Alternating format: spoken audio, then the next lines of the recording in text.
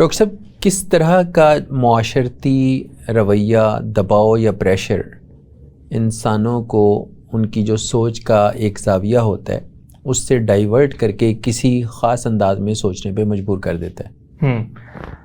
دیکھیں، معاشرہ بہت کلیدی کردار ادا کرتا ہے کسی ایک شخص کی شخصیت کو تعمیر کرنے میں یا پھر اس کی شخصیت کو تباہ کرنے میں۔ اب وہ کس طرح سے؟ بالفرض ایک شخص ہے، ہم اسے نفسیات کی اصطلاح میں کہتے ہیں کیتھارسس۔ اس کے پاس بہت سی تھاٹس ہیں، بہت کچھ بتانے کو ہے، بہت سی چیزیں ایسی ہیں جو اس نے اپنے اندر ہی رکھی ہوئی ہیں لیکن کبھی باہر نہیں نکالی ہیں۔ تو جو چیزیں باہر نہیں نکالی ہیں، کیتھارسس نہیں کیا ہے، کسی شخص نے اس کی ڈھارس نہیں بندھائی ہے، تو وہ چیزیں کیا کریں گی؟ وہ چیزیں الٹیمیٹلی کانفلکٹ پیدا کریں گی۔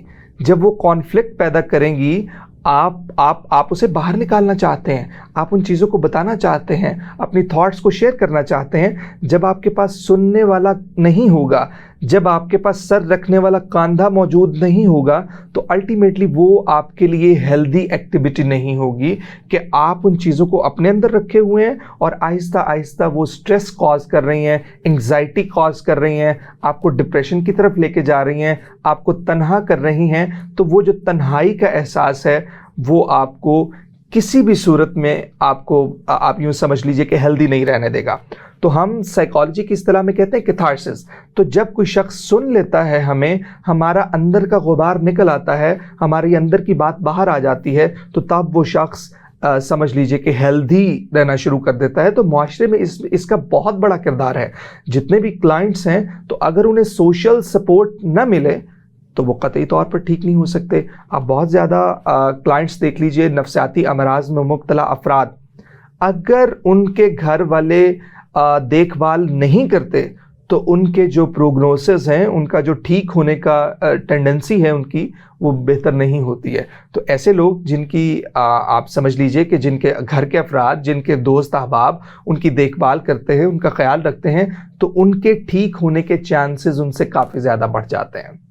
ایک فرد جو ہے جو اوور تھنکنگ کا شکار ہے، اس کی ورک پلیس پہ اس کے کولیگز، اس کے دوست، یا فیملی لائف میں اس کا لائف پارٹنر، یا اگر وہ ان میرڈ ہے تو اس کے گھر کے افراد یا کزنز وغیرہ یا دوست، وہ کیسے اس کی ہیلپ کر سکتے ہیں کہ اس کو وہ یہ جو اوور تھنکنگ کا پروسیس ہے اس میں سے باہر نکال لیں؟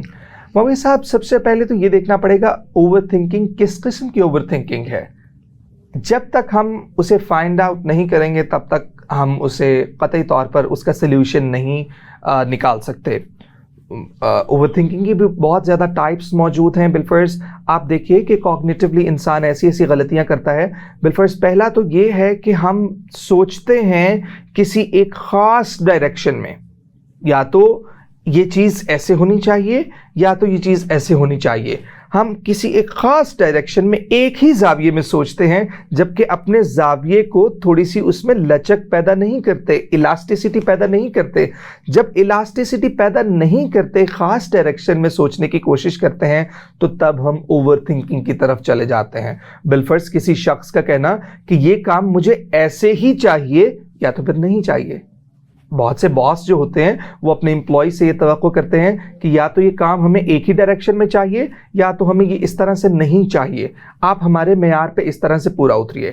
اسے ہم کہتے ہیں آل اور نن رول، کہ آپ اس طرح سے سوچ رہے ہیں، آپ کے سامنے کوئی گرے ایریا نہیں ہے، کوئی الاسٹیسٹی نہیں ہے، کوئی لچک نہیں ہے، ایک خاص ڈائریکشن میں سوچتے ہیں جس کی وجہ سے آپ کو الٹیمیٹلی نقصان اٹھانا پڑتا ہے۔ چیزیں ہمیشہ بہت سیدھی اور اس طرح سے سلجھی ہوئی نہیں ہوتی جس طرح سے ہم سوچ رہے ہوتے ہیں۔ ایک تو یہ طریقہ ہے۔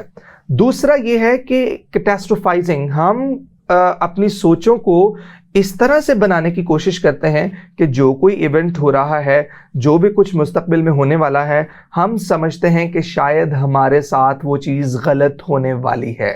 اسے ہم کیٹاسٹروفائزنگ کہتے ہیں کہ ہم ہر پہلو سے، ہم ہر نقطے سے یہ چیز دیکھتے ہیں کہ یہ مستقبل میں یہ میری فیور میں تو جانی نہیں ہے، بالفرض آپ دیکھ لیں کوئی شخص کوئی بھی کام شروع کرتا ہے، چاہے وہ چھوٹا ہے بڑا ہے، یا کوئی ایکٹیویٹی ہے یا کوئی ڈے کا ٹاسک ہے یا کوئی روزمرہ کا کام ہے، وہ یہ سوچے گا کہ نہیں یہ تو میرے لیے بہت ورسٹ سچویشن پیدا کرے گا. بالفرض کسی نے دوستی بنانی ہے تو وہ یہ دیکھے گا کہ یہ جو دوستی ہے یہ دوستی میرے لیے سود مند ثابت نہیں ہوگی، حتیٰ کہ ایسا قطعی طور پر ہوتا نہیں اگر ریشنلی دیکھے.